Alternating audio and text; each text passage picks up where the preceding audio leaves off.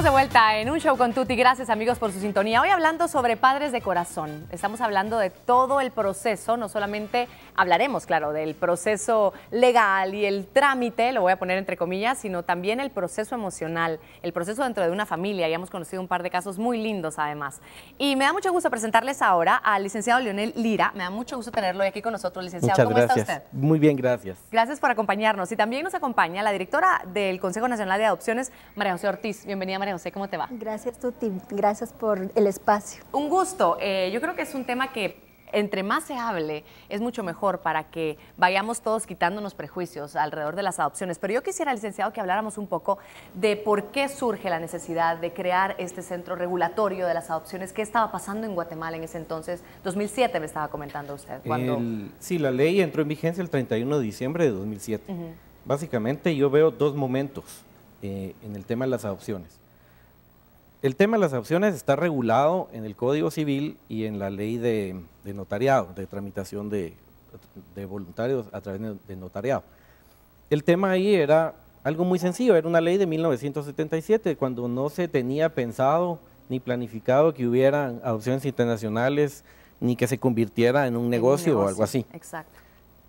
Viene entonces el primer momento, que es cuando se vio un negocio y empezó un auge de robo de niños. Hubo robo de niños, desaparición de niños, cambio de niños en los hospitales, que le decían a la mamá, mira, es que su niño nació muerto y le entregaban otro. Y bueno, porque se empezó un auge de adopciones internacionales y se le dio más prioridad a eso que la adopción nacional.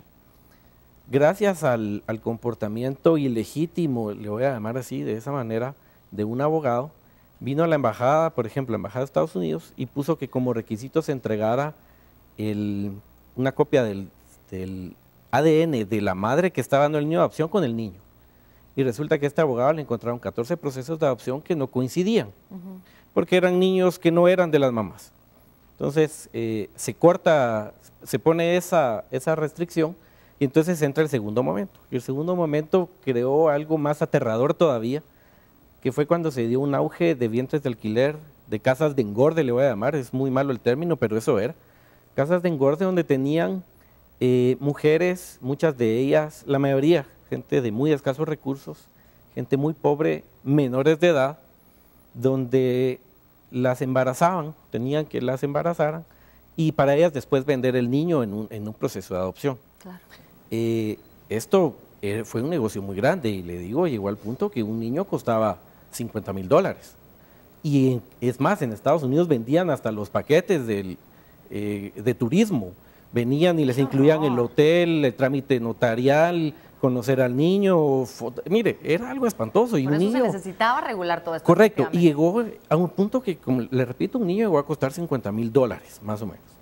Entonces, se ve la necesidad de esto y se crea una ley de adopciones que mucha gente dice que es muy rígida, pero si usted lee cada prohibición que está en la ley de adopciones, no son ocurrencias, son cuestiones que sucedieron. Por ejemplo, está prohibido que las madres menores de edad den adopción a sus hijos, porque tenían madres, Claro, tenían menores de eso. edad en engorde. Se prohíbe, se prohíben otras cuestiones que son muy serias y que son muy graves. Se prohíbe que haya contacto entre quien va a adoptar con el niño, porque ya se tenía previsto. Se prohíbe, por ejemplo, que se firme el derecho de dar en adopción durante el proceso de embarazo, porque como ya no era más fácil robarse un niño, entonces ya cuando se hizo el proceso de embarazar, de tener estas casas de crianza, eran 9 meses, claro. Entonces se adelantaban los procedimientos y se firmaban los procesos de adopción. Y mire, yo le voy a decir rápidamente, hubo notarios que sí, gente honorable y honesta que realizó alguna adopción sin que fuera un negocio, porque daba la facilidad al tema notarial. Pero el problema es que aquí se sabía quiénes eran los abogados y quiénes eran los bufetes que se dedicaban a vender niños. Y por eso nació la necesidad de una ley de adopciones que vino a terminar con eso, creó un centro que ha funcionado muy bien. Yo aplaudo el hecho de que la doctora Ortiz sea la que dirige ahora el centro.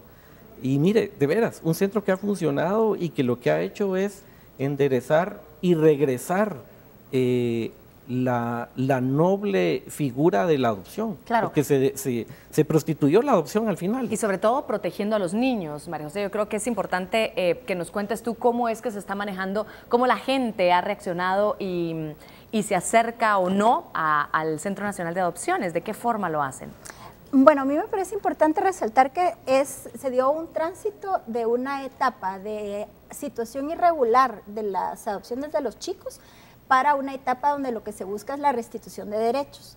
Acá hay que resaltar que todos los niños que ingresan al Consejo ya han pasado por un proceso de protección, es decir, tenemos certeza del origen del niño y que todo en torno a ese origen ha sido lícito.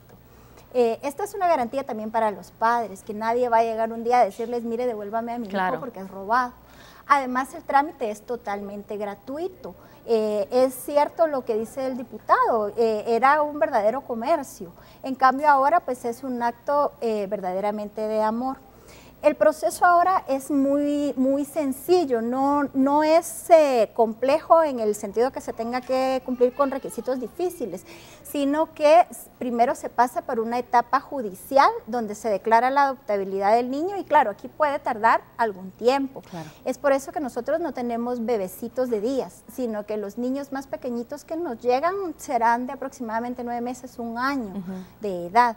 Y luego hay chiquitines más grandecitos. De hecho, la cantidad más importante de niños que ahorita tenemos son los que se nos quedaron del sistema anterior, de antes de diciembre del año 2007. Es decir, nenes y nenas que ahorita tienen 7, 8 años de edad o más grandes, ¿verdad? Es más complicado para ellos. Sí, porque la expectativa de las familias en Guatemala es de adoptar bebés o niños pequeños. Incluso a veces llegan familias que dicen, ay, yo vengo por un niño grande, y por niño grande ellos están pensando en uno de 3, 4 años. Claro. Nosotros tenemos una estadística donde nos muestra cómo para niños de 0 a 3 años tenemos tal vez 70 familias esperando por ese niño. Entonces, claro, una familia va a irse con el nene y las otras 69 siguen esperando que haya otro niño de ese rango de edad.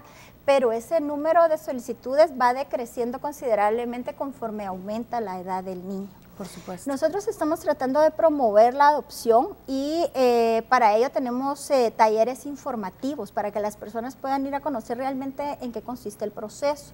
Tenemos un próximo taller en Guatemala el 21 de noviembre y en Quetzaltenango el 23 de noviembre para que ahí las familias puedan conocer con detalle cómo se realiza el proceso de adopción. Definitivamente. Muchísimas gracias por el trabajo que se está haciendo. Yo creo que es importante que cada familia que decida abrirse, bueno, ya están esperando un bebé, como lo hemos dicho, ¿no? En su corazón, a un niño, a una niña, estén también con la tranquilidad de que todo el proceso es legal, es transparente, es certero. Así que muchas gracias a ambos por estar hoy con nosotros para platicar y aclarar un poquito estas dudas. Por supuesto, hay páginas en internet donde usted puede abocarse y conocer mucho más del Centro Nacional de Adopciones y conocer todo lo que funciona dentro del mismo. Vamos a la pausa comercial y volvemos con más.